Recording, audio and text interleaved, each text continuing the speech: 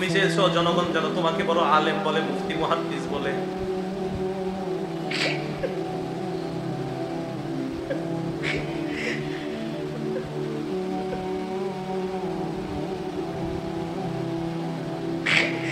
মানুষ তোমাকে বড় আলেম বলছে, বড় বক্তা, বড় মুহাদ্দিস সব বলছে, যাও জাহান্নামে যাও।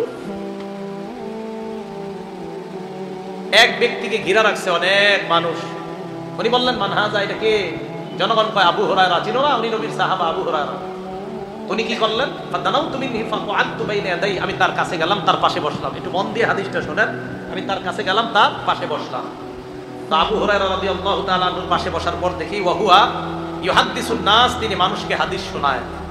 ফালাম্মা সাকাতা ওয়া খালা, তিনি যখন হাদিস পড়া থেকে অবসর হলেন এবং নির্জনতা অবলম্বন করলেন, কুলতু লাহু, আমি তাকে বললাম, লামা হাদ্দাসতানি হাদিসান হাদ্দাসানিহি রাসূলুল্লাহ সাল্লাল্লাহু আলাইহি ওয়াসাল্লাম, এমন একটা হাদিস আমাকে শোনান যে হাদিসটা আল্লাহর নবীর কাছ থেকে আপনি সামি'তাহু মির রাসূলিল্লাহ, যে হাদিসটা আপনি আল্লাহর নবীর কাছ থেকে নিজ কানে শুনছেন। আকালতাহু ওয়া আলিমতাহু ওয়া আকালতাহু, যে হাদিসটা আপনি বুঝেছেন এবং জেনেছেন এমন একটা হাদিস আপনি শোনান। আবু হুরায়রা জবাব দিলেন, লা আফআলু, আমি তোমাকে শোনাবো, লা উহাদ্দিসান্নাকা হাদিসান হাদ্দাসানিহি রাসূলুল্লাহ, আমি তোমাকে এমন একটা হাদিস শোনাবো যে হাদিসটা আল্লাহর নবী আমাকে শোনাইছেন, এই হাদিসটা আমি তোমাকে শোনাবো। ফানাশাবা আবু হুরায়রা নাশরাতান, আবু হুরায়রা সাথে সাথে বেহুশ হয়ে গেছে। কি হয়ে গেছে? হাদিস কিন্তু কয় নাই, বেহুশ হয়ে গেছে।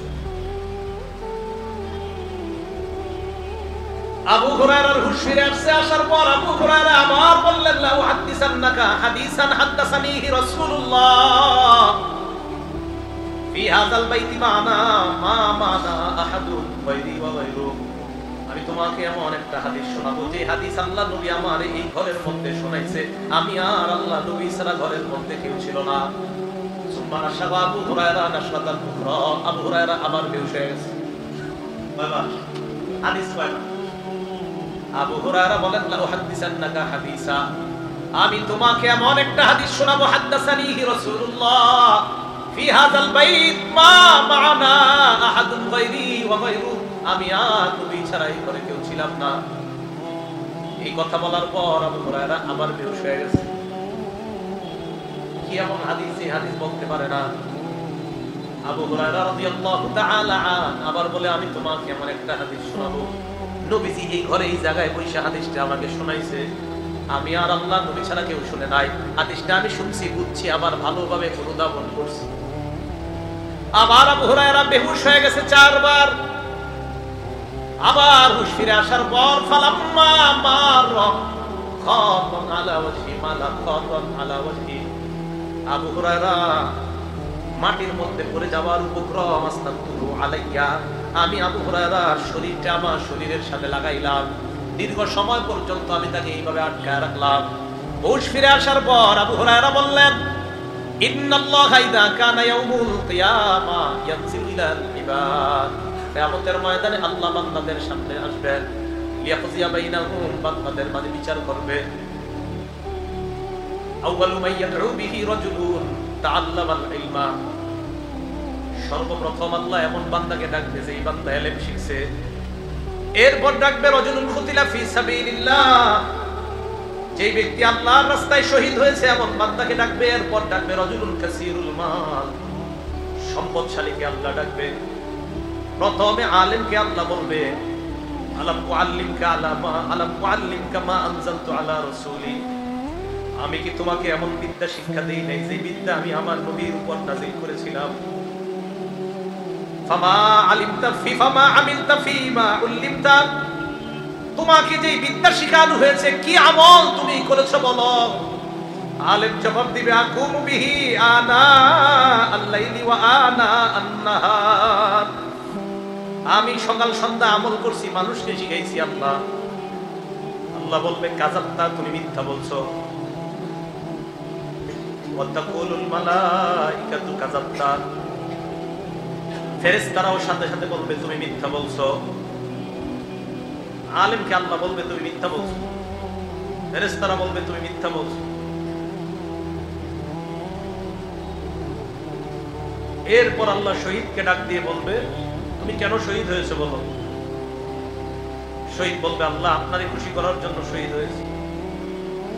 আল্লাহ বলবে এই কারণে না, আলেমকে আল্লাহ বলবে প্রথমে, এরপরে শহীদ, প্রথমে আলেমকেও বলবে।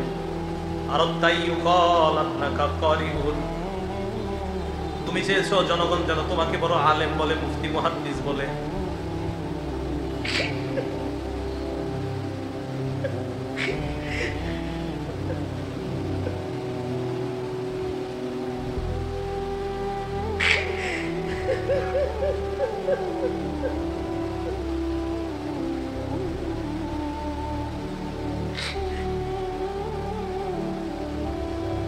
মানুষ তোমাকে বড় আলেম বলছে, বড় বক্তা, বড় মুহাদ্দিস সব বলছে, যাও জাহান্নামে যাও।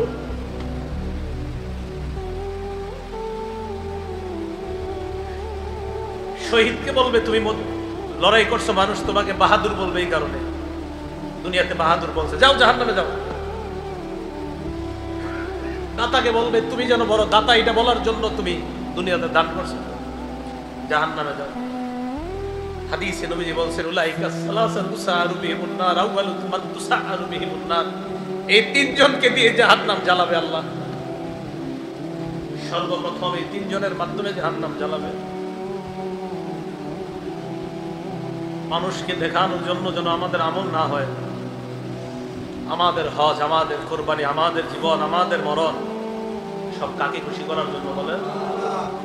আল্লাহকে খুশি করার জন্য। মানুষকে দেখানোর জন্য যদি হয়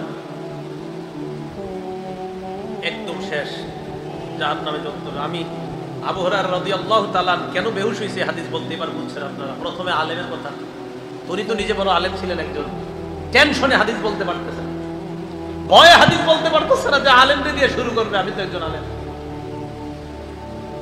আবু হুরায়রা রাদিয়াল্লাহু তাআলা একবার, দুইবার, চারবার বেহুশ হয়ে গেছে, টেনশন পেরেশান। আপনাদের সাধারণদের উদ্দেশ্যে আজকে বয়ান করতে আসছে। শেষের দিকে কি এক হাদিস মাথায় আসে, এই হাদিস যখন মাথায় আসে তখন আর আপনাদেরকে বয়ান করতে মন চায় না, তখন মন চায় শুধু নিজেরে, আমরা হুজুর যারা আমাদেরকে বয়ান করি, আমরা সাধারণ পাবলিক আপনাদেরকে কি বয়ান করব। বুঝাইতে চাইলাম কোরবানি তো সবাই করি ভাই, কাউরে দেখানোর জন্য কোনো আমল করেন না, নামাজও কাউরে দেখানোর জন্য করবেন না, হজ কাউকে দেখানোর জন্য না। তাহলে আজকে থেকে আমি আপনি আমরা সবাই সিদ্ধান্ত, কি আলেম আর কি আপনারা, আমরা সবার সিদ্ধান্ত আমাদের ছোট বড় সব আমল কার জন্য হবে? আল্লাহর জন্য। আমরা সব আমল আল্লাহর জন্য কি করবো তো ইনশাআল্লাহ।